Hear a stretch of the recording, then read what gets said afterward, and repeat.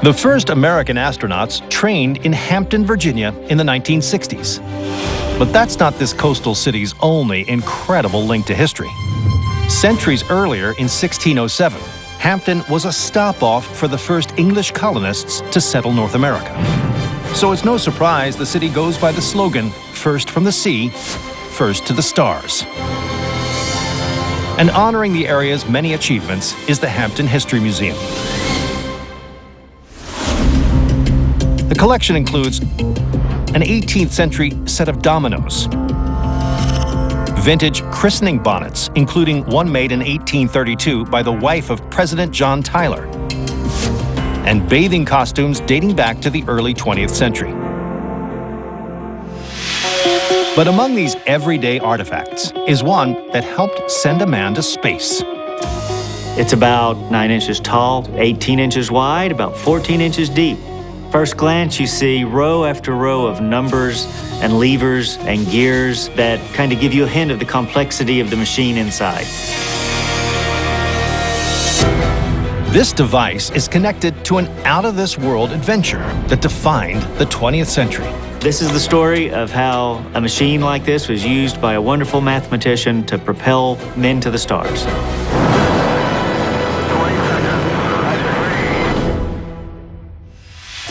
It's the late 1950s. The United States and the Soviet Union are locked in a race to conquer the final frontier: space. And the Soviets have taken an early lead. In 1957, they put Sputnik, the first satellite, into orbit.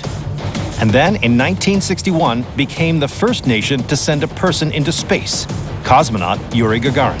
Americans got a rude awakening. We had not even put a rocket into space, much less one into orbit with a man on it that came back home safely. The secret to the Russian success? Math.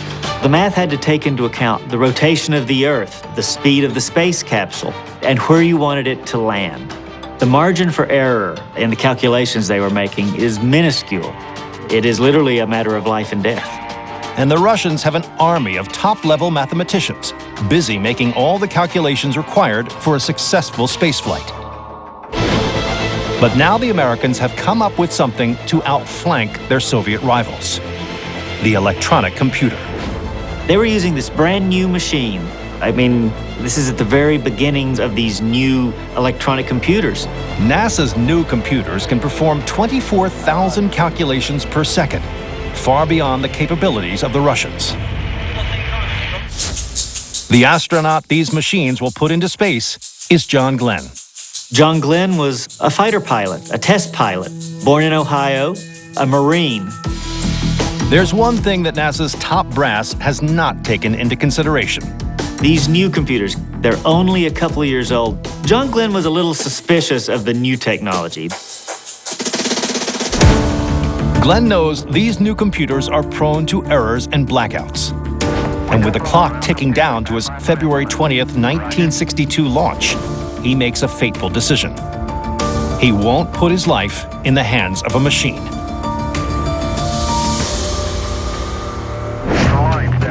In the days leading up to the launch, 43-year-old NASA mathematician Katherine Goble Johnson gets a call. Katherine Johnson was an African-American mathematician who worked at Langley Research Center. Always good with math and numbers. Johnson and her fellow mathematicians have gained a stellar reputation in the hallways of NASA. They were known as human computers because they did the calculations with their minds in a time before electronic computers.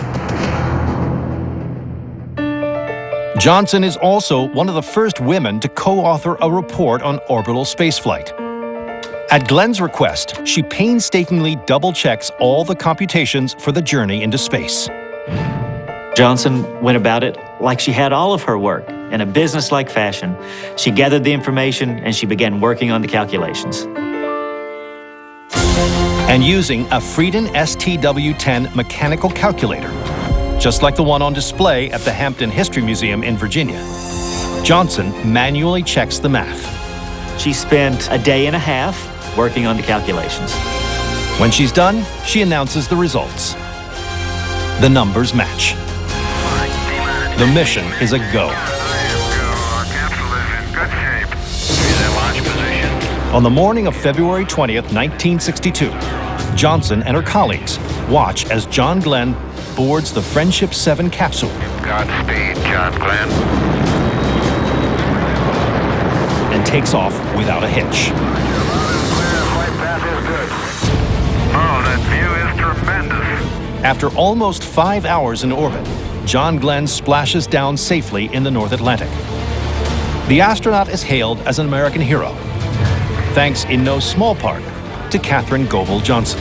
John Glenn drew us even with the Russians in the space race. Katherine Goble Johnson was crucial into the mission's success. Johnson stays with NASA for more than 30 years. Her expertise proves vital in the 1969 Apollo 11 mission, which sends a man to the moon for the first time. But it takes decades for her groundbreaking contributions to be recognized. Finally, in 2015, at the age of 97, Johnson is awarded the Medal of Freedom by President Barack Obama. Katherine Johnson showed young women around the country what they could do, how their limitations could be overcome, and success achieved. Today, this 1957 Freedom STW-10 mechanical calculator, just like the one Katherine Johnson used during her vital contribution to John Glenn's first spaceflight, is on display at the Hampton History Museum in Hampton, Virginia. It's a reminder of how one talented woman ensured America's place in space.